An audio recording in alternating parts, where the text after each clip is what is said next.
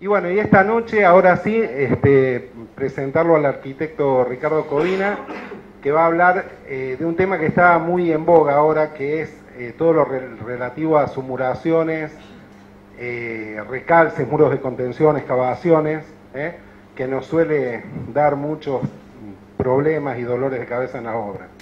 El arquitecto Codina es profesor titular en Introducción a la Tecnología y en Construcciones 1 en la Facultad de Arquitectura, es profesor en la Universidad Blas Pascal, es investigador de la CECIT, tiene numerosísimas publicaciones académicas, es par evaluador de la CONEAU, y sobre todas las cosas, más allá de todo lo académico, debe ser uno de los profesionales en Córdoba que más cantidad de edificios en altura tiene dirigidos. Tiene una experiencia que el que ve el currículum te da miedo, realmente es impresionante.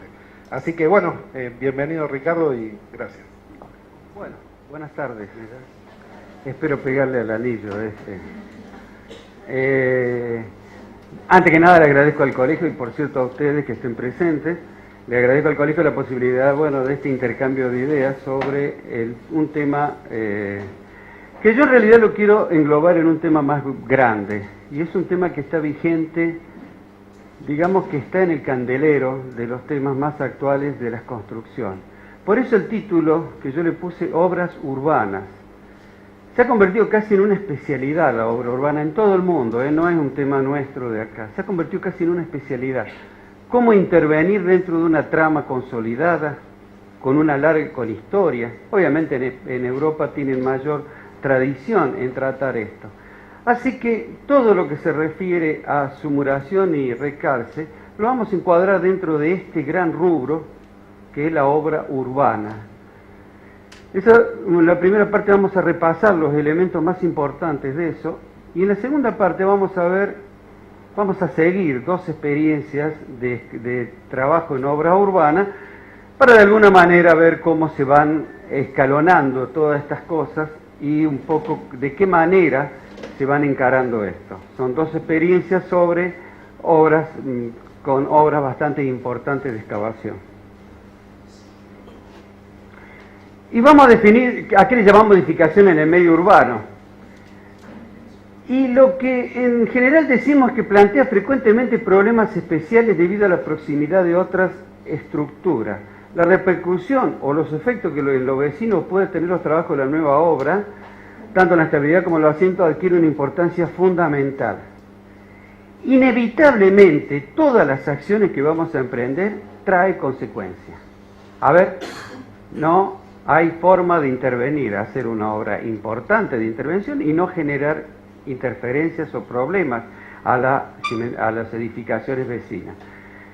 No significa que esas posibles consecuencias sean inevitablemente colapsos ni nada por el estilo, pero puede pasar que el margen que tenemos es hacerlo de tal manera que el impacto sea menor. Pero ya van a ver que inevitablemente algún tipo de evidencia, algún tipo de afectación tenemos. Por eso se deben fijar criterios relativos a la afectación. No es un problema del director de obra, ni del contratista, ni de todos. Es el problema de todos los que van a intervenir. Lo importante es reconocer los problemas potenciales y definir los criterios de comportamiento aceptable compatible con el entorno. Se debe conocer, y esto es importante y forma parte del problema, los tipos de cimentación profunda de los edificios vecinos. Es decir, resulta que el edificio vecino, del cual no tenemos ni noticia, empieza a ser casi tan importante como el edificio nuestro, porque tenemos que saber hasta dónde está, qué situación tiene, qué fundaciones tiene pozos negros, no tiene pozo absorbente, la cloaca está sana, está rota. Entonces, ¿por qué? Porque a medida que nosotros comencemos a excavar, comencemos a intervenir en esa obra, seguramente nos vamos a empezar a encontrar con una serie de problemas que, conociéndolo antes, es factible, fijando estos criterios relativos, podemos llevar a cabo la construcción. Lo importante es reconocer los problemas potenciales y definir los criterios del comportamiento aceptable y compatible con el entorno. ¿Y qué puede tener el entorno? Bueno, esto está sacado de un tratado práctico de edificación de 1927, por eso, a propósito, a mí me ha tocado, por ejemplo, intervenir en obras donde la fundación del edificio vecino era esto. Claro, ¿cómo funcionan estos tipos de arcos? Estos tipos de arcos descargan por compresión, son arcos clásicos comprimidos, descargan sobre este hormigón. Pero ¿qué pasaba de acá abajo? Acá abajo teníamos relleno, pero relleno de alpargata, digamos, teníamos relleno, un relleno flojo, suelto. Entonces veníamos, y le aclaro que este tipo de obra concentra las cargas en determinados puntos. Cuando uno pasaba este plano y seguía excavando, se deslizaba lo que estaba suelto, que no estaba en el compactado, y se producía daños bastante importantes, tuvimos daños bastante importantes, porque el suelo, obviamente, que hubiera sido el correcto a donde transmitir la carga, estaba mucho más profunda, del orden de los 20 metros, una cosa así. Y así que era más o menos arcos de este tipo, tenían 7 metros de luz, por ende la carga, era un edificio de 4 pisos, las cargas que estaban concentradas eran enormes. Entonces estaba como se plantea acá. Nosotros tenemos que irnos más abajo y esta era la situación. Entonces, digamos, ahí se plantea uno de los problemas, en mi opinión, menos estudiado de toda la problemática de la construcción. Bueno, ahí están las consecuencias de una serie de accidentes que se producen por mala ejecución posiblemente, derrumbes, verdaderas catástrofes en algunos casos, que ocurre en la mayoría de los casos o por que la persona que está excavando no tiene idea. Fíjese, los frentes de trabajo que están intervenidos, enormes frentes de trabajo, imposibles de sostener, difíciles de sostener en esa magnitud. Pero lo que yo les decía era que las consecuencias legales de esto. ¿Qué dice nuestra jurisprudencia sobre este tema? En realidad la jurisprudencia siempre echa la culpa al que está construyendo. Jamás la culpa, ni jamás va a haber un reclamo a la persona que no construyó bien, oportunamente eso. Yo cito acá el Código de Ayuntamiento de Nueva York. Tiene una norma que a mí me parece muy interesante, pero no porque haya que aplicarla, no, es una norma muy vieja, sino por el hecho de que por lo menos plantea una hipótesis, plantea una alternativa, plantea algo que está faltando legislar en nuestro medio. ¿Qué pasa si la edificación vecina carece de una fundación adecuada? ¿Qué pasa si tiene las cloacas rotas? Queremos que nosotros le quitamos un apoyo, le quitamos toda la tierra, le quitamos posiblemente la casa donde está apoyada. ¿Y qué pasa con esa edificación? Sufre daños bastante importantes o el colapso, como veíamos en la foto. Y toda la culpa es de nosotros. La legislación argentina así lo establece. Si antes no pasaba nada y ahora pasa algo, la culpa es del que hizo la cuestión. Fíjese, la norma de Nueva York es interesante. Si la nueva excavación, está hablando de la excavación al lado de otra vivienda, ¿no? Si la nueva excavación es de menos de 3 metros, los propietarios de las casas adyacentes son responsables de los daños que puedan provocarse en los edificios. Si la excavación es superior a 3 metros, toda la responsabilidad de los daños recae sobre la nueva obra. Típica ley sajona, muy contundente, no me parece que sea lo más acertado, pero sí me parece que por lo menos intenta plantear una alternativa a esa eterna culpa que tenemos siempre con respecto a las edificaciones vecinas. Durante los primeros 3 metros, lo que dice la norma esta es que durante los primeros 3 meses la vivienda se tiene que quedar quieta por más que yo le saque todo el costado completo. ¿Se entiende? En cambio, en nuestra legislación le acabamos 30 centímetros, se agrieta la casa porque no tiene fundaciones, nos ha tocado, y a todos, calculo a usted le ha tocado eso. Entonces, a mí me parece que este es un tema, no vamos a abundar más que lo que estamos planteando, pero este es un tema que merece un estudio por uno de los tantos temas que dentro de la construcción que no están legislados. Y nuestra legislación adolece de serias fallas, carencias, de las cuales la mayoría afectan a nuestra profesión, y ustedes seguramente podrán recordar varias de esas normas, de esa falta de normativas que pudieran plantear una alternativa o pudieran definir más claramente de quiénes son las responsabilidades. ¿Qué causa los daños más comunes en edificios vecinos? La causa de los daños... El más común de todo es el descalce de las cimentaciones superficiales. Obviamente trae como consecuencia los movimientos del terreno, consecuencia de la excavación, reducción de la capacidad portante del terreno por elevación de la napa freática, incremento del asentamiento por rebajamiento del nivel freático, erosión por arrastre de fino, transmisión de carga a suelo muy profundo, y el asiento del nuevo edificio que puede arrastrar al edificio existente. Yo he marcado tres: el descalce de la cimentación, el movimiento del terreno consecuencia de la excavación y el asiento del nuevo edificio que puede arrastrar al edificio existente. ¿Qué es lo que tenemos que hacer previo, obviamente, a la excavación? Evaluar el daño potencial causado por eso. Obviamente, cuando decimos asentamiento, no nos estamos refiriendo a los asentamientos normales de todo edificio. Digamos, cuando construimos un edificio, el edificio se asienta normalmente. Se asienta, el suelo, sea cual sea el suelo, se deforma, y el edificio sufre un asentamiento instantáneo, después sufre un asentamiento secundario, una consolidación secundaria, primaria, y después una consolidación secundaria. Pero eso sería lo que le pasa normalmente a algo que se asienta sobre un suelo, generalmente con humedad, que a medida de soportar el peso empieza a perder esa humedad, y obviamente sería lo natural que pasa el edificio. No nos estamos refiriendo a eso cuando hablamos de los asentamientos que pueden venir por detrás de la excavación. La excavación siempre produce un cambio del estado del esfuerzo de la roca o suelo debajo y a los lados del espacio excavado. Fíjense que ocurre aunque entibemos, es decir, protejamos los frentes de corte, mantengamos teóricamente, colocamos elementos de entibamiento, aún así es factible que se puedan ocurrir deformaciones que se manifiestan en el asentamiento superficial. Insisto, no son los mismos asentamientos que están viendo acá. Cualquier asentamiento que se produzca puede ocasionar deterioros. Si la excavación está bien entibada, el asentamiento máximo no suele exceder el 0,5%. O sea que tenemos que reconocer que el asentamiento es inevitable.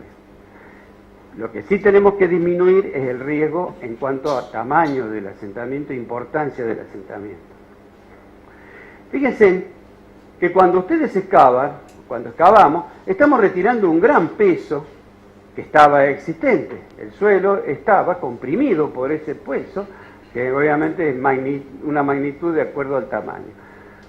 Cuando se produce el quite de ese peso de tierra, obviamente el suelo queda liberado de ese peso y es factible esperar lo que se conoce técnicamente como bufamiento, que es impulsión, la presión de la tierra obliga a esto. Y hay un giro, fíjense, hay una deformación del suelo hacia adentro, producto de las fuerzas que están actuando de la tierra en este sentido. Cuando construimos un edificio, cuando asentamos el edificio, se produce un asentamiento natural, ese asentamiento trae como deformación nuevamente el corrimiento del suelo hacia adentro y eventualmente puede producir giros a las edificaciones vecinas. Fíjense que en los dos casos tenemos giros.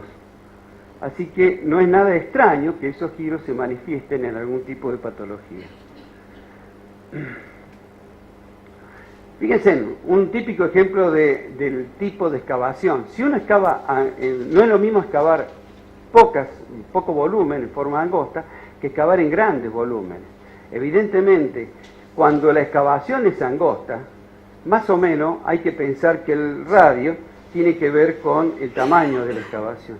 En una excavación mucho más ancha, los fenómenos son los que hemos estado manifestando, hay un descenso de la parte, no es tan manifiesto como en el dibujo tiene la intención de mostrarlo, pero hay un descenso y hay un desplazamiento del suelo hacia el interior. En este caso está graficado lo de arcilla húmeda. Entonces, ese asentamiento inducido, vuelvo a decirle, no es el asentamiento natural del edificio, sino que está inducido por la obra que nosotros estamos efectuando, puede ser un asentamiento uniforme. Nos acordábamos de muchos ejemplos que hay en la arquitectura de asentamientos uniformes. Ustedes deben conocer, seguramente han oído hablar, el de la Catedral de México, el del Palacio de Arte de México también, que estaba 1 metro por arriba de la superficie hace 20 años atrás, no cuando más. bastante más. Y se ha ido hundiendo, pero como se hunde en forma pareja, se hunde parejo, se hunde. La catedral le pasa lo mismo, se va hundiendo. Así que el asentamiento uniforme es un asentamiento en general que no nos causa grandes problemas. El problema es cuando el asentamiento no es uniforme. Fíjense, en esta punta se acentúa, se hunde más, es decir, hay un giro, o se produce un asentamiento de esta forma. Allí aparecen estos giros, que acá están graficados en otro tipo de estructura, aparecen estos asentamientos diferenciales que generalmente pueden traer, y de hecho traen, daños inevitables a la construcción. Cuando esos asentamientos, que no lo hemos previsto y que son importantes, toman un elemento, pueden, de acuerdo a si es diferencial y generen rotación, pueden ocasionar numerosísimos daños que, bueno, después los vamos a ver, numerosos daños que pueden, inclusive, como se veía en la foto de recién, producir el asentamiento bastante importante. Los asentamientos admisibles son asentamientos y diferenciales máximos que toleran una estructura sin generar colapso de ella. O sea, inevitablemente tenemos asentamientos. ¿Qué es lo importante? Que sean del grado tal que no afecten suficientemente daño. ¿Está claro? Lo más importante se llama distorsión angular, que es la relación entre el asentamiento diferencial y la distancia entre ejes. Fíjense, con una distorsión de 1/180, aparecen lesiones en el hormigón armado. Con una distorsión aproximada de 1/150 aparecen lesiones en una estructura metálica. Para no hacerlo complicado, fíjense, la norma española establecen que el asentamiento permitido son de 2 a 4 centímetros en la estructura de mampostería y de 4 a 7 centímetros en hormigón armado y acero. Estos son los asentamientos admisibles y que en general están cubiertos por las normas en el sentido de que se admite, en general siempre se admitió que la deformación era de 1 pulgada, admisible llegaba a 3 centímetros, pero inclusive puede llegar un poco más, depende el tipo de estructura. La de hormigón armado y acero, que son más deformables, pueden llegar incluso hasta 7 centímetros. Esta, la de estructura de mampostería, mucho más rígida, menos deformable que la estructura de hormigón y metálica, son más cercanos a la tradición que hablaba de 1 pulgada para las deformaciones. Y en general tenemos entonces un asentamiento uniforme, tenemos un ρ mínimo, un asentamiento no uniforme, tenemos el máximo, y dividido por la luz, esa distorsión dividida por la luz, es la que nos determina entonces el valor que va a tener esa deformación. ¿Se puede calcular? Sí, se puede calcular. No es muy complicado y uno puede prever, obviamente tomando todas las precauciones, puede prever de calcular cuánta va a ser esa deformación. Entonces, como para cerrar, ir sintetizando esta parte, las estructuras muy flexibles se acomodan al suelo. Las estructuras muy rígidas se mueven como cuerpo rígido, traslación, rotación, por eso se la ve rotando como si fuera un cuerpo totalmente completo. La estructura intermedia, o sea que están compuestas, las mixtas, sufren deformaciones, especialmente la estructura hiperestática, y se producen esfuerzos que pueden ser muy importantes. Entonces, el más complicado es el asentamiento diferencial. Y decíamos que siempre se produce un asentamiento del suelo luego de construida la obra. Si los asentamientos son parejos, no generan grandes problemas. Cuando se producen asentamientos diferenciales, aparecen fisuras. Y nuevamente distinguíamos la distorsión angular como el cociente entre el asentamiento diferencial entre dos columnas vecinas y la distancia entre ejes. Esos valores, fíjense ustedes, son tabulados y constituyen los puntos de referencia naturales cuando uno quiere evaluar el daño potencial a dónde va a ser. Este es un clásico, una clásica tabla que está en todos los libros, en donde establece la distorsión angular que es susceptible a soportar, límite al que son de temer dificultades en maquinaria sensible a los asentamientos, y empieza así distintos límites posibles. Fíjense, llega uno en 100, agrietamiento considerado de tabique y muros de ladrillo, 1 centímetro, ¿no? Límite de seguridad para muro de ladrillo flexible, y así van teniendo distintos. Fíjense en que el valor el divisor, va aumentando notablemente, por ende lo que significa es que el valor, la distorsión angular resultante es muy pequeña. Cada vez se va achicando a medida de que el elemento se va haciendo necesario a medida, digamos, de que se va avanzando hacia estructuras más exigentes en cuanto a su característica. Pero estas distorsiones angulares límite pueden evaluarse y yo diría que constituirían un buen elemento que tendría que formar parte de la legislación, como figura en otros países. En España figura, y en muchos países figura estos límites admisibles, y de tal manera que si uno construye conscientemente y no pasa de esos límites, estaría aceptado un cierto asentamiento más allá de las consecuencias que pudieran llegar a producirse, consecuencias que son, en definitiva, todos conocemos, y las distintas situaciones que se pueden dar, ¿no es cierto?, y las afectaciones hacia la mampostería. ¿Por qué vemos volvemos a la mampostería? Pues la mampostería tiene ese carácter de muy rígida, porque la mayoría de las edificaciones, especialmente las de hace tiempo, son de mampostería, y esa mampostería tan rígida es factible de que se rompa fácilmente con estos asentamientos. Vamos a ver 2 o 3 elementos del suelo, porque en todo esto está metido el suelo. Me cuenta que darle el suelo, que está la última ratio, el último sostén es el suelo. Si el suelo es el que en definitiva equilibra todo el sistema, y sería bueno saber qué es lo que pasa. Como veíamos recién, la excavación en el medio urbano provoca alteraciones de tensión en el suelo, y esta alteración del equilibrio conduce a deformaciones en el terreno contiguo, lo cual trae consigo el peligro de que las edificaciones vecinas resulten afectadas. Y ahí tienen, mediante una planilla, aproximadamente las deformaciones esperables en cualquiera. ¿Pero qué es el suelo? ¿Qué es este material tan extraño, el suelo? Ya han visto, tengo entendido que vieron algún principio de geología y han escuchado charlas. Bueno, en definitiva, ¿qué nos interesa? Que el suelo es un complejo formado por lo menos por 3 elementos. Hay minerales, materia orgánica, aire y agua. Es decir, esto es una parte del suelo y es un elemento complejo. ¿Qué nos dice eso? Que es un elemento complejo, difícil de evaluar, es difícil establecer leyes o comportamientos a muy largo plazo. En realidad no sabemos bien cómo funciona. Sí podemos distinguir claramente entre 2 tipos de suelo, los tipos granulares y cohesivos. ¿Y por qué vamos a hablar? No porque vamos a volver a repetir la clase de geología, sino porque nos interesa desde el punto de vista de que la excavación, en el comportamiento de la excavación, tiene muchísimo que ver si son cohesivos o granulares. Muchísimo, es decir, las decisiones que vamos a tomar con respecto a la excavación van a pasar influidas en un gran porcentaje por si son granulares o cohesivos. ¿Qué son estos suelos cohesivos? Son partículas muy pequeñas, del orden del micrón. Tomen 1 milímetro, divídalo en 1000 partes, ese es un micrón. Son partículas muy pequeñas, no la vemos obviamente, no la podemos ver, imagínense lo que es la milésima parte de 1 milímetro, ¿no?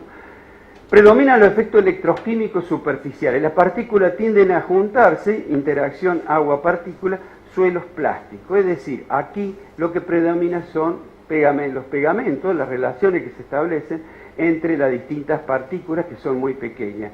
Estos efectos electroquímicos superficiales son los que en definitiva mantienen la consistencia de este suelo. En cambio, en el suelo no cohesivo, las partículas del suelo no tienden a juntarse ni a adherirse.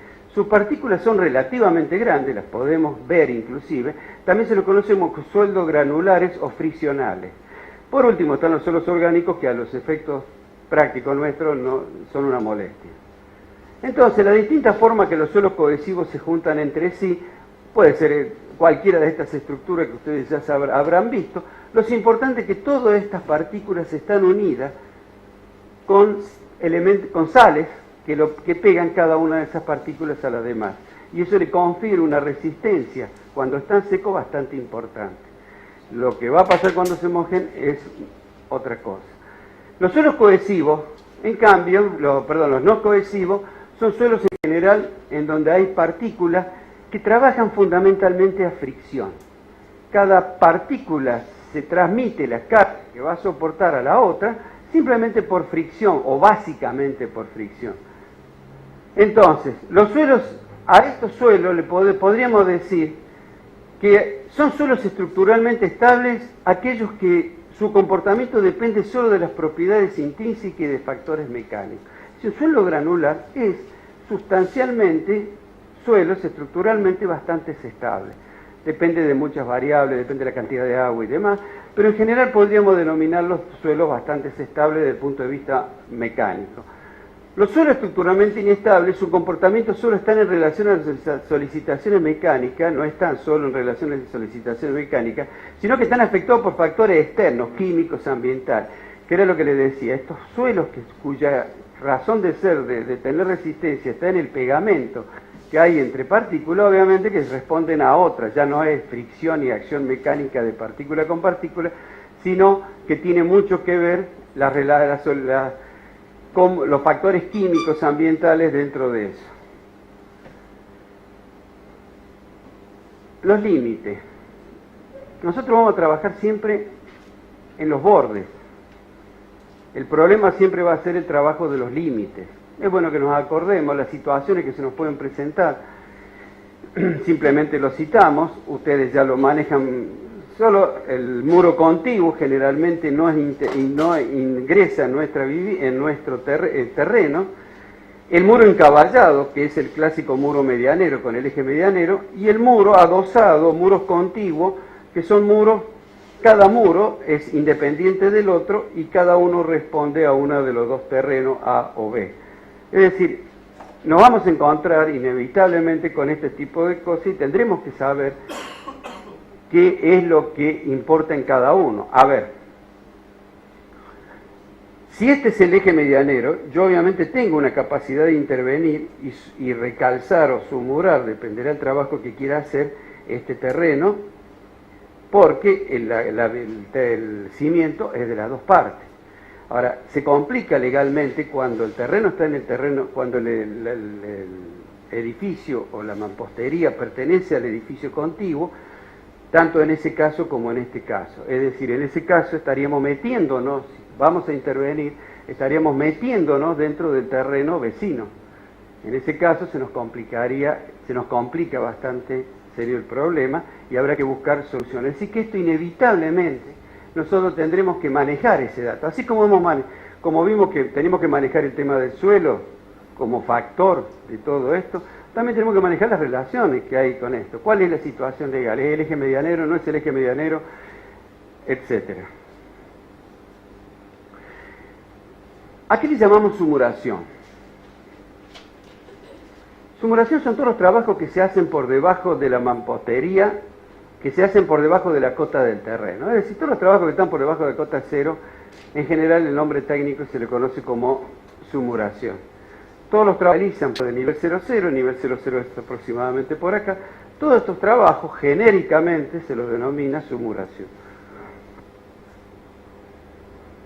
Acá tiene una excavación bastante importante y fíjense de qué manera aparecen todos estos trabajos que tendrán nombre distinto, rescalce, apuntalamiento, demás, en realidad reciben el nombre genérico de sumuración.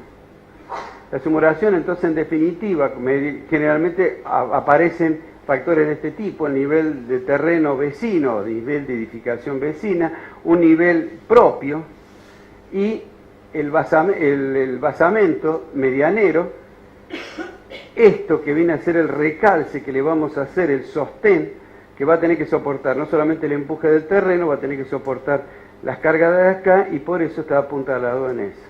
Esto es la típica obra de sumuración. Dentro de la obra de sumuración aparecen las obras de recalce, que son las obras necesarias, que son las reparaciones que se hacen los cimientos de un edificio ya construido. La idea es que el recalce proporciona un nuevo apoyo transitorio o permanente para las cargas verticales de una estructura. Pueden ser necesarias para las fuerzas horizontales, son trabajos que evitan el asentamiento eventual o eventualmente el colapso de las estructuras vecinas. En un caso general, el recalce puede tener varias etapas, pero se le reconocen por lo menos estas 4 etapas. Refuerzo y apoyo provisional de la estructura, si se precisa, transferencia de carga de la cimentación primitiva al apoyo provisional, construcción de la nueva cimentación y por último la transferencia de las cargas a la nueva cimentación. Ya cuando uno lee todo el desarrollo, se da cuenta que hay varias situaciones en las cuales seguramente se va a producir asentamiento o se va a producir movimientos, ajustes En general los recalces se clasifican en dos grupos, son los preventivos, aquellos que protegen a la estructura existente de los daños que puedan causar a las estructuras adyacentes, y los correctivos, que son para detener el asentamiento progresivo de un edificio o de las columnas que provoquen un asentamiento. Preventivos cuando queremos prevenirlo, son las obras que se hacen para evitar el asentamiento inducido por la obra nuestra. Si cuando ya tenemos que hacer correctivo, lo que estamos haciendo es detener, interrumpir el asentamiento que se está produciendo más aceleradamente o que ha superado el valor para el cual nosotros habíamos contemplado. Básicamente los preventivos consisten en descargar la parte de la estructura que afecta a la cimentación. Es decir, si sabemos que una parte la vamos a descalzar, es obvio que esa parte vamos a tener que transferir cargas a otro lado. Una estrategia típica es transferir cargas a otro lado y no dejarla en la peor situación. Los correctivos pueden ser refuerzos, ampliación de la fundación e incluso sustitución. Esto aparece fundamentalmente cuando la obra no tiene cimientos, los cimientos son muy deficientes en cuanto a la calidad y en cuanto al tipo. El refuerzo, el área de apoyo es suficiente, pero la cimentación es insuficiente, por lo tanto tendremos que reforzar de alguna manera porque el área de apoyo no alcanza a cubrir las deformaciones, entonces mediante inyecciones, mediante agregados. La ampliación, la cimentación es la adecuada, le falta superficie de apoyo, ampliación lateral de la cimentación, ampliación por debajo de la cimentación, y la sustitución, lo que les decía, generalmente cuando el deterioro de la fundación es muy grande o cuando la fundación realmente no tiene valor como cimentación. Entonces, los recalzos preventivos, podremos ver los apuntalamientos. Tienen por objeto asegurar la estabilidad de un elemento que haya sufrido daños que lo hagan inestable cuando se van a ejecutar trabajos que puedan directamente o indirectamente afectar la estabilidad, integridad y acabado. Un apuntalamiento típico, fíjense, algo estamos por hacer dentro de esto, entonces acá se han producido una serie de puntales colocados para transferir la carga de todo este entrepiso, transferirle la carga a estas columnas y alivianar las columnas, los muros, los naturales puntos de apoyo, que por alguna razón la vamos a intervenir. Hay muchos tipos, cito nada más que 2 o 3, hay muchos tipos de apuntalamientos de tipo, fundamentalmente son importantes estos que descargan la parte de la estructura afectada. Fíjense, en este caso tenemos este elemento que está cargando sobre este cimiento por alguna razón está deformándose más, está bajando más cantidad de la que hemos admitido como válida. Entonces, una forma es transferir cargas a través de las componentes, ¿no es cierto? Esta sería la resultante de estas componentes, transferir cargas a los suelos vecinos.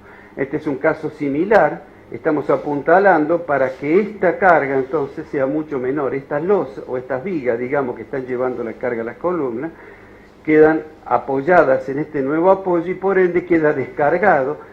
Y si vamos a trabajar acá, tenemos donde trabajar ahí. Por eso generalmente se dice que el apuntalamiento es la primera parte del correctivo. El apuntalamiento es la parte que inicial, es la que hacemos para evitar que el daño o se produzca o se agrave. En este caso, el clásico de la viga aguja, ¿qué se hace?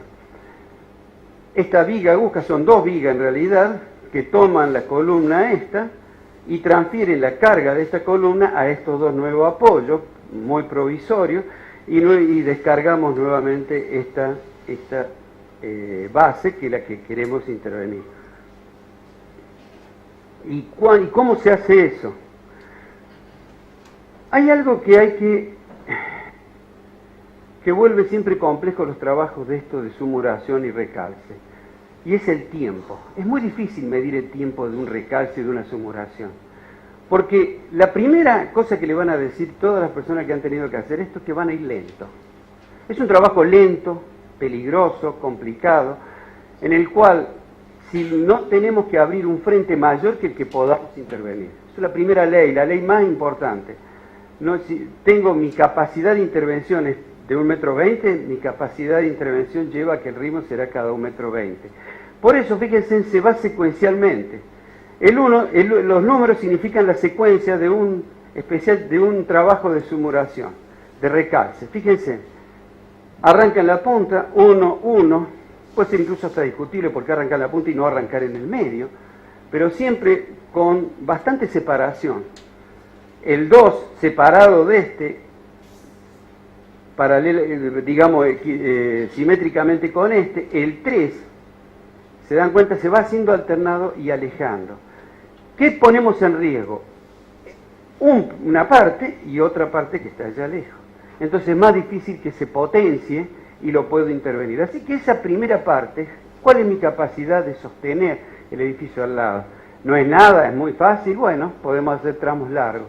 Es un edificio complicado, los cimientos no existen, es muy factible que tenga que hacer mucho más, que tenga que ir trabajando mucho más lento. Eso hace que sea una tarea típicamente de las que el tiempo, es complejo definir el tiempo, porque ¿qué tiempo nos va a llevar eso? Y dependerá qué es lo que encontramos abajo. Mire, podemos encontrar una cañería rota, cloaca, que está destruyendo todo el cimiento y que nos afecta inclusive al terreno nuestro, nos afecta que no podemos trabajar.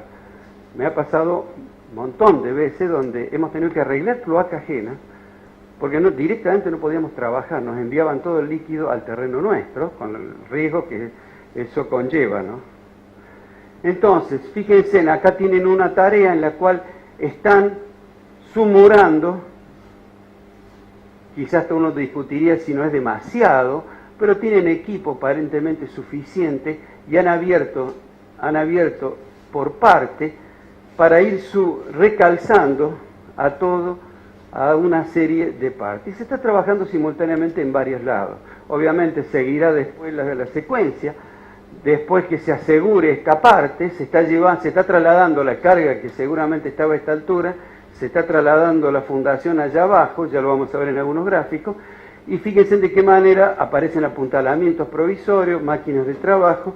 Cuando esto esté calzado y se haya sentado, haya podido descargarse ya, ponerse en carga a estos elementos, bueno, se va a trabajar sobre los otros elementos y así sucesivamente. En este caso, había posibilidades de hacer así porque había equipo suficiente. Entonces acá tienen un típico apertura, fíjense, es muy pequeña, es casi un pedazo nomás, y sin embargo era lo que se podía hacer en ese momento.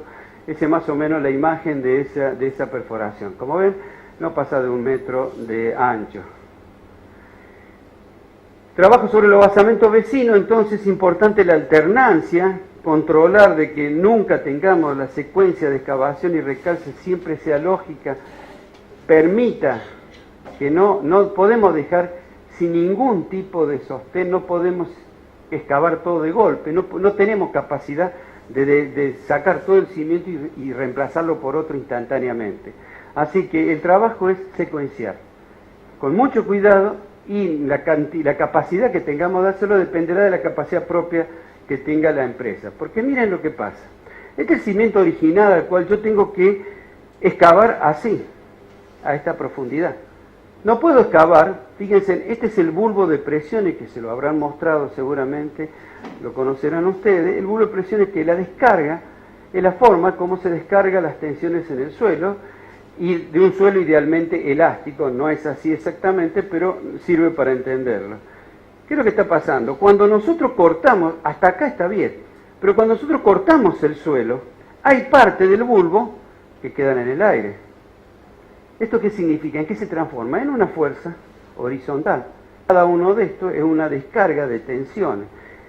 Suponiéndolo idealmente plástico, hacia acá está contenido, pero hacia allá no está contenido. Le hemos quitado el apoyo, entonces este cimiento ya puede producir un deslizamiento, porque ya acá hay una componente, ¿sí? Hay una resultante que es la resultante de una fuerza horizontal y de una fuerza vertical. Entonces, lo que nosotros queremos hacer es llevar este cimiento hasta acá abajo, poner el nuevo cimiento, y entonces dejar calzado esta parte del cimiento y ahí contener de alguna manera las tensiones que se pueden producir allá. Fíjense que acá estamos, por ejemplo, haciendo una mampostería. Y esa mampostería está húmeda, es decir, se hace con mezcla húmeda. Esa humedad, la mezcla va perdiendo. así que va perdiendo volumen a medida que pierde agua. Entonces son pedazos que hay que hacerlo por parte, incluso dejar pasar que se asiente toda la pared para recién después calzarlo con algún grouting, con algún cemento expansivo. Entonces son tareas de varios pasos y muy difíciles de hacer si no se trabaja así muy conscientemente. Superficiales, entonces, estos recalces superficiales consisten en definitiva en la transferencia de carga de elementos de cimentación de mayor superficie que los cimientos originales o apoyados en niveles inferiores, pero sin llegar a profundidades considerables. Cuando dice profundidad considerable, que estamos hablando no más allá de lo que se pueda excavar una trinchera y se pueda trabajar. Generalmente consisten en aumentar las dimensiones del cimiento, aumentar la profundidad de su plano de apoyo, que es lo que veíamos recién, para transmitir la carga a un estrato más resistente, o mejorar la capacidad portante del suelo, que es un poco más extraño en nuestro medio. Pero básicamente, por ejemplo, acá tienen, en este caso, el sustrato que queremos llevar a las fundaciones acá, es fácil deducir que si tenemos acceso a los dos lados, acá es bastante ideal, pero podemos llegar a producir un empatamiento. Fíjense en este caso el cimiento es insuficiente para la nueva carga o la carga que está causando. En este caso se hace una base, con grout cementizo expansivo se lo ha unido y la nueva base ahora tiene este ancho, lo mismo en esta situación donde se ha recrecido el cimiento existente por medio de estos elementos. Yo que soy bastante más viejo, yo no viví, la época nuestra la química no entraba en la obra. Cuando uno mira un valijín de albañil de la época mía, se tenía la plomada, quizá una escuadra, la cuchara, cucharín, o algún martillo, martinet. Ahora cuando vuelve a abrir un cajón a un albañil, hay selladores, productos químicos de todos los colores, amoladora y demás. Ha habido un enorme ingreso de elementos químicos, que ayudan como en estos casos, estos pegamentos, estos groutings epóxicos, en el cual son excelentes adherentes, uno puede adherir hormigones, enclavar, inclusive aumentar a barras de acero por medio de anclajes químicos y demás. Es decir, la industria química permite todas estas cosas que antes eran bastante improbables de hacer, o bastante difíciles de hacer. Algunas recomendaciones, en general esta situación que aparece como antigua, ¿no? Tenemos un típico cimiento, mire, lo hemos apuntalado para evitar que se disgregue, porque las piedras son sueltas, están a la buena de Dios. Le hemos puesto una mampostería y lo estamos llevando a un cimiento que está ubicado acá.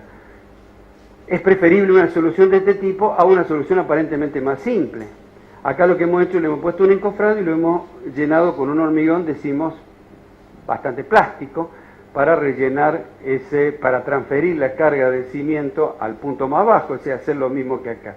El riesgo es estas situaciones de mal llenado, pueden ocurrir cuando uno no puede acceder o queda demasiado. Piensen que eso está excavado, está en una trinchera, esto es una trinchera, es una excavación bastante difícil de trabajar, con deslizamiento permanente, entonces realmente es una situación esperable. De cualquier manera, la existencia de grouting expansivos y cementos expansivos cementos de anclaje que se llaman, permiten superar muchas de esas situaciones, pero es un probable fallo de estas estructuras de recalce. Otros ejemplos, en este caso los recalces profundos a través de pilotes, pozo profundo o micropilotes. Fíjense, acá tenemos un caso.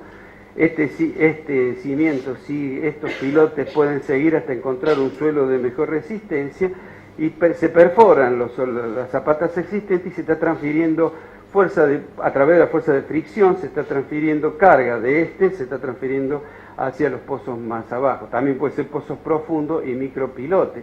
Y acá un ejemplo típico de un recalce de una obra existente. Fíjense, en este caso teníamos el eje medianero acá, una buena situación. Si hubiéramos tenido el eje medianero ahí hubiera sido toda una complicación, nos hubiéramos tenido que meter el vecino. Un tabique enorme, bastante importante, y había que sostener durante la ejecución del tabique, que era en definitiva el que va a tomar las cargas horizontales, había que sostener esto. Y acá no había apoyo. Entonces, ¿qué se hace? Se hizo un pozo un pozo como si fuera un pilote, bastante importante, se apuntaló, ¿no es cierto? Se apuntaló con estos puntales que son verdaderas vigas, puntales de hormigón armado, perdón, no dije viga, tipo por transferencia de carga de compresión, y se calzó el fondo de la fundación esta, de la zapata esta, que no existía, esto eran pedazos de piedra que se caían solos, entonces se la calzó, además usándole desde el tabique, haciendo nacer estas ménsulas, para que hubiera algún tipo de otro apoyo más. Este puntal se configura en estructura triangular, indeformable, que permitió que cesara el hundimiento de esto y pudieran seguir con con la ejecución de esta pantalla. Después se hizo la losa de hormigón y se demolió toda la situación que se había generado existente. Fíjense nuevamente el uso de pilotes profundos, los micropilotes que atraviesan. Estos pilotes trabajan por fricción, es decir, lo que se opone del suelo por fricción, hacer el suelo perforado por los pilotes, en definitiva le terminan dando la carga de estabilidad necesaria para equilibrar las cargas del suelo.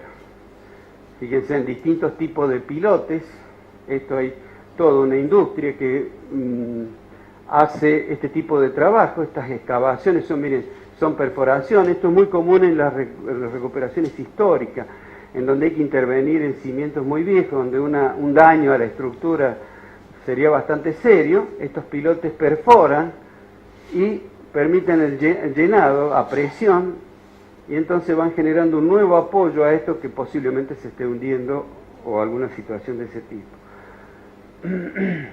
Como ven allí, típico de intervención, en algunos casos cuando no podemos intervenir por acá abajo, cuesta mucho o tenemos el acceso a estos micropilotes, podemos llegar a sostenerlo al micropilote aprovechando nuevamente en los suelos cohesivos esta fricción que le permite al pilote funcionar distribuyendo las cargas. Entonces, hasta ahí hemos presentado lo que es sumuración y recalce, y vamos a meternos un poco ya en lo que son las estrategias posibles de las excavaciones en el medio urbano. Hemos tenido conciencia de que estamos en una situación de disminuir la cantidad de asentamientos, así que vamos a tener que vamos a ver qué alternativas tenemos para construir y no afectar los terrenos vecinos.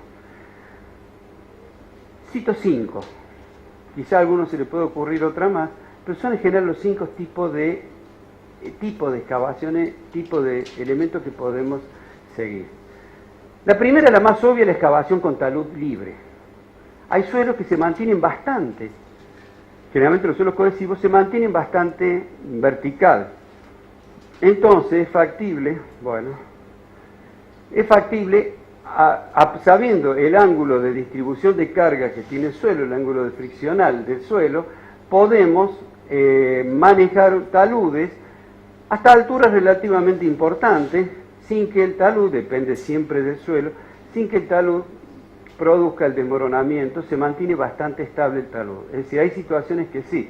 Las fuerzas implicadas, desequilibrante la gravedad, el suelo tiende, la infiltración, es decir, a este suelo en condiciones de humedad es una cosa, con mucha humedad o perdiendo humedad es otra, funciona de otra manera. La desequilibrante la geometría se refiere al talud, a la inclinación del talud, y la resistencia al corte del suelo, es decir, para impedir el deslizamiento del suelo. Entonces, en los terrenos cohesivos, ¿se acuerdan? En estos terrenos conformados por partículas muy pequeñas, del orden del micrómetro, que se pegan entre sí por medio de sales, clásico limo arcilloso de nuestro medio y otros suelos cementados. Bueno, en un suelo con cohesión la estructura que se forma es debido principalmente a la fuerza iónica actuante entre las partículas del suelo. El tamaño de las partículas hace que la fuerza interpartícula supere la fuerza gravitatoria actuante sobre cada partícula. Cuando esto se intenta disgregar, esto se intenta caer, por ahora las fuerzas iónicas son más fuertes, las fuerzas de atracción eléctrica entre las partículas son más fuertes que lo que es la atracción de la gravedad, y se mantiene el talud por lo menos durante un tiempo. ¿Y qué tipo de deslizamiento puede ocurrir si no se mantiene? Generalmente hay, por lo menos la ciencia distingue 2 o 3 tipos de asentamiento. El más común es el deslizamiento circular, pero veamos cuál hay. Deslizamientos planos o de reptación. Existe un deslizamiento porque hay una línea de rotura, el suelo se desmorona y sigue generalmente es suelo blando, suelo desmoronable, sobre la presencia de una roca, no cambia el talud y por ende todo el suelo, el exceso de suelo tiende a caer por geometría. Algunas veces los taludes, debajo del talud, en una capa bastante inferior aparece una zona débil que puede generar una zona de rotura y por ende el deslizamiento total del suelo. Por ejemplo, puede ingresar agua en determinadas circunstancias, encontrar un suelo muy blando, muy fácilmente licuable y caerse todo el tipo de talud totalmente. Es uno de los casos más complejos y más difíciles y son los que causan los aluviones, que gracias no es lo que creo que nosotros lo vamos a encontrar en una obra de zona urbana, pero son estas consecuencias de estas aluviones que son bastante importantes. El más común es que lo que pasa es esto, es la deformación por círculos de talud, círculos de pie y círculos profundos. Depende de varias formas, de varias situaciones que se va a producir uno u otro, pero es lo que esperable de lo que va a pasar en un talud en nuestro medio. Lo más probable es que va a pasar algún tipo de deslizamiento de este tipo, si se supera alguna de las situaciones. Perdón. La cohesión, que es la que está sosteniendo esa partícula, es la atracción entre partículas originada por la fuerza molecular y la película del agua. Por lo tanto, la cohesión de un suelo variaría si cambia su contenido de humedad. La cohesión se mide en kilos por centímetro cuadrado. Los suelos arcillosos tienen una cohesión alta del orden de 0,25 kilos por centímetro cuadrado a 1,5 kilos por centímetro cuadrado o más. Entonces, cada un tipo de suelo es factible conseguir dos datos que son importantes. Los ángulos de fricción que tienen las partículas cuando son especialmente gruesos y la cohesión que tienen las partículas. Fíjense que los suelos granulares no tienen cohesión. Es más difícil que tengan cohesión los suelos granulares, justamente porque las partículas son grandes, no hay cementadas que no tienen habitualmente, no presentan esa cementación que le da así la cohesión a los suelos finos en general.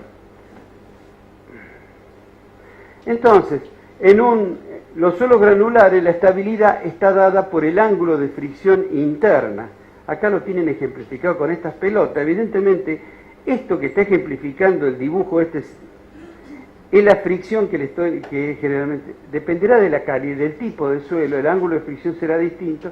Esa partícula, mientras permanezcan allí, no ocurra algún otro fenómeno, elaboran un tipo de fricción propia, que es el que se obtiene, fíjense ustedes, cuando tiran una pila de arena. El camión deja un viaje de arena y se va. ¿Vieron la forma que toma? Si está seco, si está húmedo se llama cohesión aparente y es otra cosa. Pero si está seco, tiende a conformar un talud. Que ese talud depende muchísimo del ángulo de fricción interna, de la composición de la arena y demás. Pero generalmente tiene valores bastante estimables.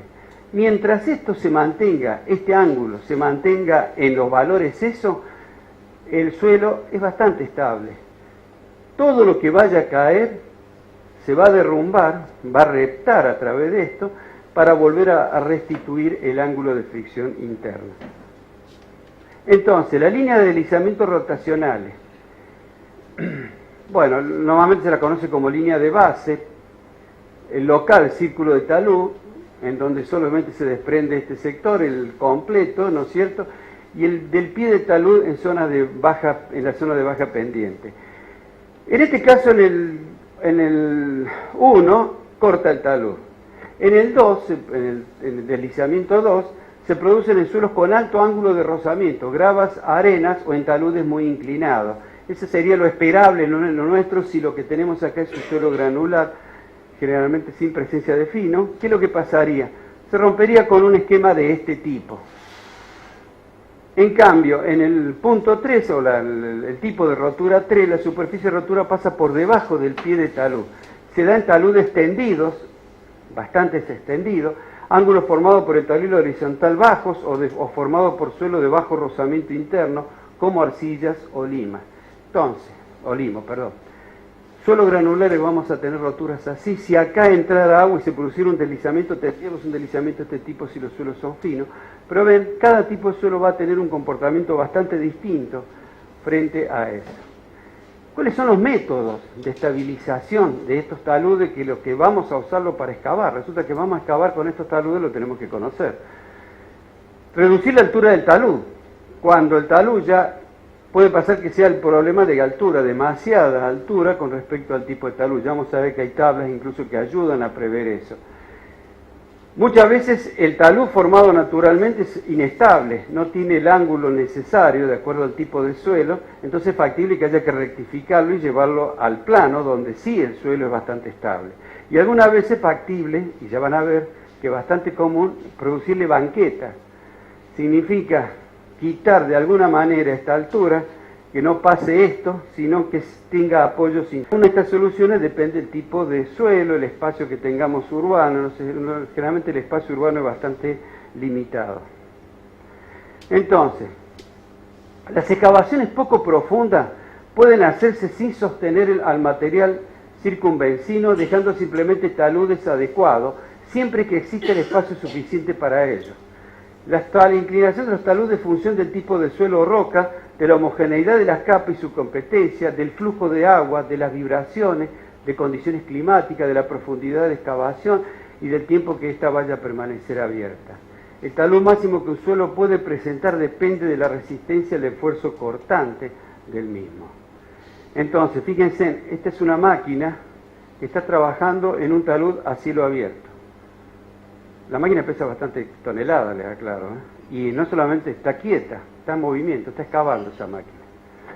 Está bien, es una máquina con oruga, sí, no es bueno ponerse abajo la máquina, pero es un suelo aluvial, en este caso, constituido por un suelo granular, incluso con aparición de guijarro bastante importante y mucha presencia de finos que le daban una estabilidad en un talud con bastante inclinado, se mantenía bastante bien. Pero fíjense que suelos así pueden ser muy estables y mantenerse mucho tiempo en esta situación. Lógicamente no hay que confiar nunca en que siempre se va a mantener la misma situación así.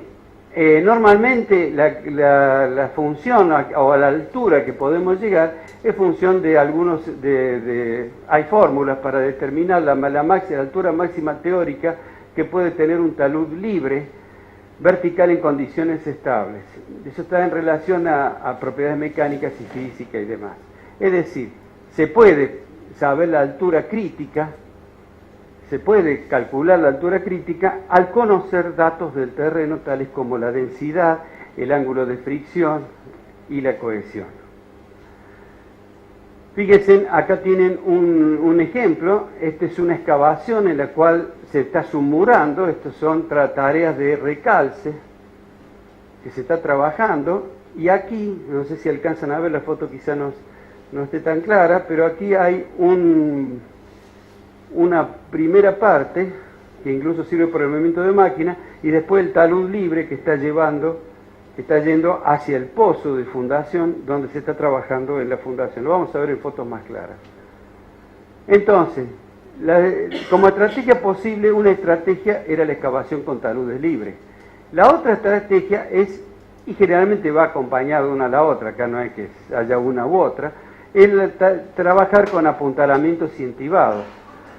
Típicos, muros de contención, cuando las alturas lo permiten, muros que son de hormigón armado, soportan esfuerzos de flexión, generalmente permiten, son bastante dúctiles, el hormigón es muy dúctil en ese aspecto, entibados o apuntalamiento, es decir, poder trabajar en verdaderos pozos, absolutamente entibados, y los anclajes de tracción, que es relativamente nuevo en nuestro medio, digo relativamente porque hace 10 años, 15 años que se están haciendo, pero digamos todavía no se han popularizado todo como debería popularizarse. Los muros de contención, muros por gravedad. ¿Qué tipo de muro de contención? Los muros por gravedad generalmente se distinguen porque el peso del muro y la resistencia cortante del piso impide que esto se deslice. Fíjense, acá está la forma de deslizamiento que tendría, está deteniendo o está impidiendo el deslizamiento de la tierra.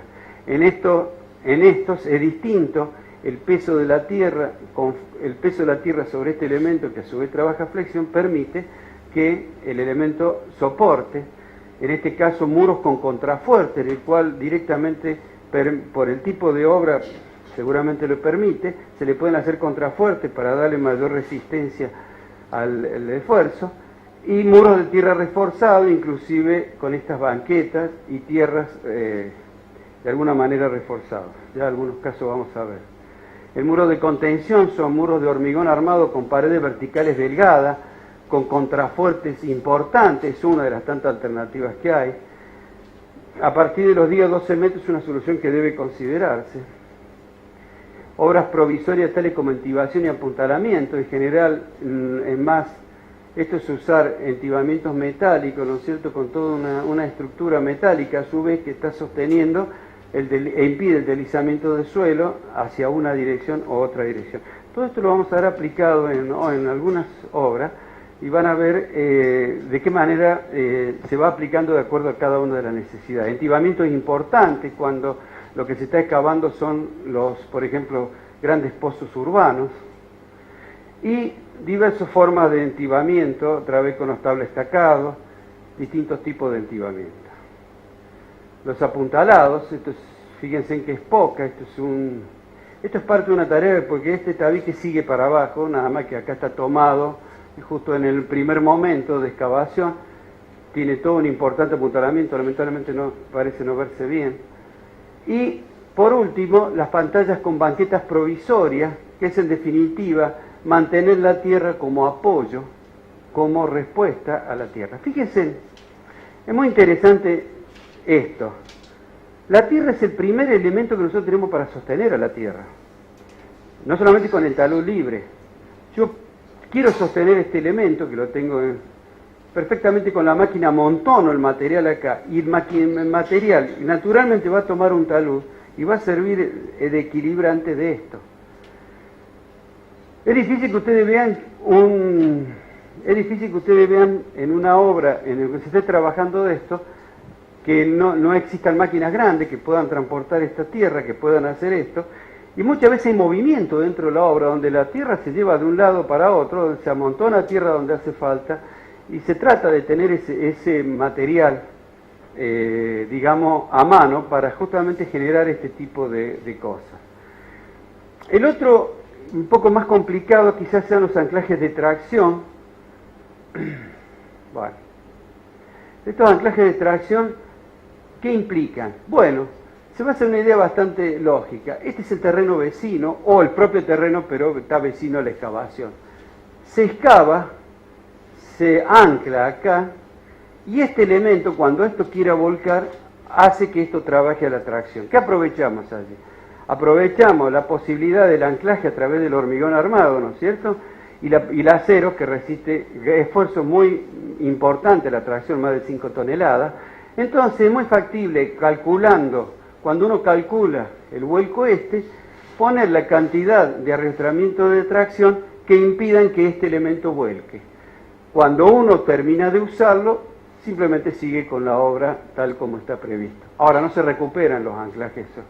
Eso causaron una serie de problemas legales cuando a donde entrábamos era en terreno ajeno. Todo está bien si esta parte de acá es terreno nuestro. Ahora, ¿qué pasa si el terreno es de un vecino? Ahí tienen otros tipos de anclaje. Y, bueno, la imagen no es muy buena, pero acá aparecen estos tensores que después con gatos son puestos en tensión y son los que sostienen, en definitiva, el muro e impiden que caiga. Cuando estos gatos son terminados, cuando ya se ha fraguado esto y ha quedado anclado esto, se ponen gatos, se produce una tracción. Esta tracción, cuando se lo suelte del gato, lo que va a hacer, por medio de un tapón, va a intentar volver para atrás y por ende va a equilibrar las resultantes que aparecen en estos muros de contención. Normalmente se hacen con elementos mecánicos, ya que las perforaciones son bastante importantes. Lo que pasa en toda excavación, ¿no? Si ustedes analizan una partícula de suelo, antes que lo toquemos, es una partícula de suelo que está sometido a cargas verticales. Fíjense, todo este suelo de acá está cargando sobre esta partícula. Esta partícula, ¿cómo se deforma? Se deforma hacia los costados, está transfiriendo carga. Acá lo está soportando el otro suelo que está por debajo. Este es el peso de este suelo. ¿Qué va a tender a hacer esta partícula? Va a tender a irse hacia los costados. ¿Se acuerdan cómo se deforma por compresión un cuerpo? Mientras esté el suelo ahí está mantenido, porque las compresiones se han estabilizado. Ahora, ¿qué pasa cuando le quitamos el borde? Esta está contenido, esta está contenido, esta está contenido, esta no está contenida. Esta quedó el aire. Entonces es factible esperar resultantes de este tipo, y entonces eso explica por qué este deslizamiento en esta forma que puede aparecer extraño. Uno que hubiera esperado que esto se va a caer así, pero evidentemente el mecanismo de la Tierra, de fricción y demás, hace de que esto aparezca un plano de corte que ya no puede ser resistido por el suelo, y esto se va a deslizar. La tracción tiende a evitar eso, siempre y cuando, fíjense, el anclaje se produzca lejos de la zona donde se va a producir la falla por esfuerzo de corte. El suelo se va a romper ahí por esfuerzo de corte, se está intentando separar las partículas y se va a producir eso. Estos anclajes de tracción tienen, estas longitudes que depende del tipo de suelo, depende de los estudios previos, para determinar si ese largo es el anclaje suficiente para generar la tracción. Hay mucha experiencia acá en nuestro medio, de hecho hay empresas que se dedican prácticamente full a esto, y es una muy buena solución. De hecho, ustedes fíjense en que es muy interesante porque la intervención es mínima. El único problema que siempre nos quedaba pendiente era qué pasaba con el terreno del vecino, porque al vecino de alguna manera lo estamos afectando. Estamos metiendo parte de la estructura nuestra en el vecino, por más que sean elementos que uno puede decir son pequeños, relativamente pueden ser bastante importantes. Fue una preocupación siempre. De hecho, acá hay juicios famosos, hay obras emblemáticas de Córdoba que han tenido problemas con ese tipo de anclaje. Y en este momento en la Ciudad Autónoma de Buenos Aires, en este año, se ha aprobado una resolución, una ampliación al Código de Obras de la Municipalidad de la Ciudad de Buenos Aires, en el cual se entiende con respecto a los anclajes. Y se autorizan, por primera vez en el país, se autorizan las obras en construcción, la utilización de anclaje de tracción, soporte de muros de suburación y entibamiento que traspasen los límites del predio. O sea, fíjense, es un avance increíble porque la Constitución argentina en eso establece el dominio absoluto. Dice que entre eje medianero y eje medianero yo soy el dueño y señor hasta el infinito y hasta el centro de la Tierra. Por primera vez le ponen como un límite a la Constitución, porque de alguna manera plantean una especie de suspensión, digamos, de ese dominio, porque me permiten hacer un anclaje dentro del terreno vecino. O sea, he extendido mi problema al terreno vecino. Tanto en relación al lindero como en lo relativo a la línea oficial, se refiere a las líneas municipales, ¿no? En virtud de lo establecido en los artículos, etcétera, etcétera, del presente código. El sistema de anclaje deberá tender a resguardar y garantizar la seguridad de trabajadores, los linderos y la vía pública. Evidentemente que en Buenos Aires, donde más grave se ha visto, la situación es urbana, y hay como una falta de respuesta. ¿Qué se hace en las situaciones urbanas cuando los daños, se producen daños y colapsos bastante importantes que salen en la televisión y demás? ¿Qué es lo que pide un estudio que acredite la no interferencia con instalaciones o construcciones vecinas, públicas o privadas? Es decir, lo único que pide es que se establezca una memoria de cálculo y que alguien se haga responsable, por medio de cálculos técnicos, de ese tema. Pero hay muchos temas dando vueltas que han quedado en el tintero, evidentemente. Es un avance, entendamos que un avance. Frente al riesgo de que se produzcan caídas muy importantes, está bien de que la legislación, y con esto volvemos prácticamente al comienzo de la charla, es bueno que la legislación empiece a preocuparse por estos temas, porque son los temas que no se puede decir que lo arregle el que vaya a hacer la obra. No, son temas que la legislación el legislador debe prever cómo es el procedimiento. Pese a eso, hay muchas dudas que nos quedan a nosotros. ¿Qué pasa cuando este anclaje interfiere en el bulbo de presiones de las fundaciones del edificio de al lado? Y hay muchas cosas que quedaron en el tintero. Pero bueno, hay un intento de esto.